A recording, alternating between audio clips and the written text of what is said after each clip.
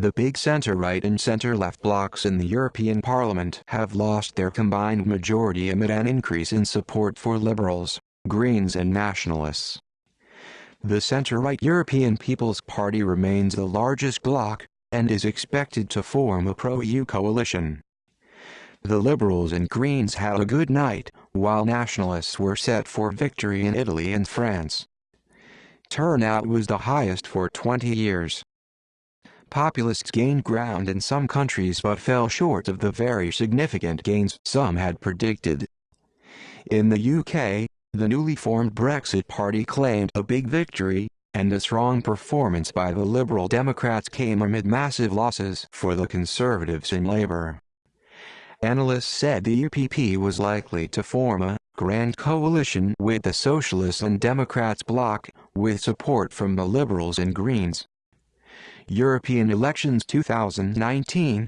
Follow latest results. Live EU elections updates live. Is Europe seeing a nationalist surge? The turnout bucked a long trend of decline in voter numbers, rising to just under 51% of eligible voters across the 28 member states. The European Parliament helps shape EU legislation, and the results will play a big part in who gets the key jobs in the European Commission, the Union's executive. What do the results mean for the EU?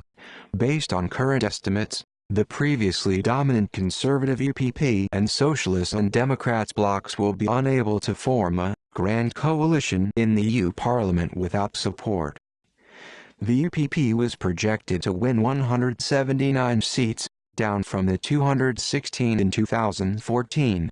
The Socialists and Democrats looked set to drop to 150 seats from 191. Pro-EU parties are still expected to hold a majority of seats, however, largely due to gains made by the Liberal ALDE bloc, and particularly a decision taken by the party of French President Emmanuel Macron to join the group. His Renaissance alliance was defeated by the far-right National Rally of Marine Le Pen. Media caption: Italy's Deputy Prime Minister Matteo Salvini. Europe is changing. For the first time in 40 years, the two classical parties, Socialists and Conservatives, will no longer have a majority, said Guy Verhofstadt, the leader of the ALDE. It's clear this evening is a historical moment, because there will be a new balance of power in the European Parliament, he said. There were major successes for the Greens, with exit polls suggesting the group would jump from 50 to around 67 MEPs. Image copyright GETTY Images. Image caption: Marine Le Pen's national rally finished ahead of President Emmanuel Macron's En Marche party, but gains for nationalist parties in Italy, France and elsewhere means a greater say for Eurosceptics who want to curb the EU's powers. Matteo Salvini, who leads Italy's League Party, has been working to establish an alliance of at least 12 parties, and his party set the tone, winning over 30% of the vote, according to partial results. Who were the winners and losers? In Germany, both major centrist parties suffered. Angela Merkel's Christian Democrats dropped from 35% of the vote in 2014 to 28%, while the center-left Social Democratic Union fell from 27% to 15.5%.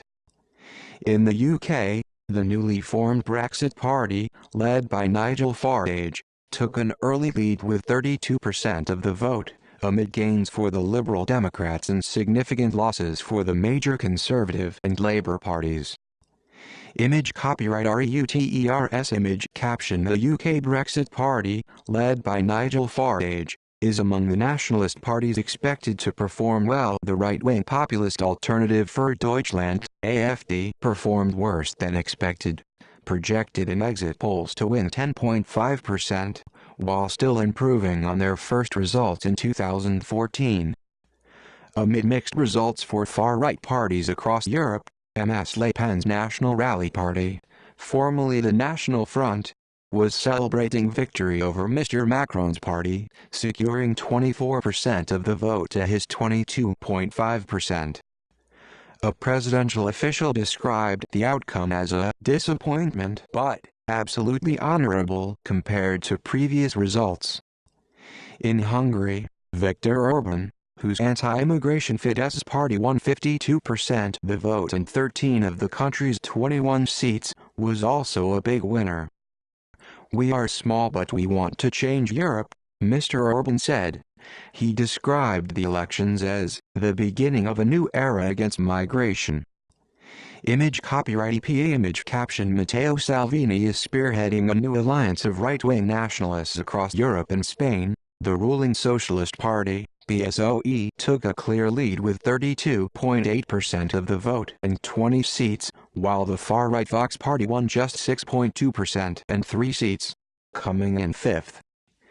The Greek Prime Minister Alexis Tsipras called for an early election after the opposition Conservative New Democracy Party won 33.5% of the votes to 20% for his Syriza party. Why was the turnout so high? EU citizens turned out to vote in numbers not seen since the first EU elections in 1979, bucking years of decline. The numbers were significantly higher than the last elections in 2014, when fewer than 43% of eligible voters took part. Turnout in Hungary and Poland more than doubled on the previous poll, and Denmark hit a record 63%. Analysts attributed the high turnout to a range of factors including the rise of populist parties and increased climate change awareness. Image copyright PA image caption The Brexit Party's 3 winning candidates in the West Midlands region. What is the European Parliament? The European Parliament is the European Union's lawmaking body. It is made up of 751 members, called MEPs, who are directly elected by EU voters every 5 years. These MEPs, who sit in both Brussels and Strasbourg, represent the interests of citizens from the EU's 28 member states. Image copyright EPA image caption The European Parliament is the EU's lawmaking body. One of the Parliament's main legislative roles is scrutinizing and passing laws proposed by the European Commission, the bureaucratic arm of the EU. It is also responsible for electing the President of the European Commission and approving the EU budget.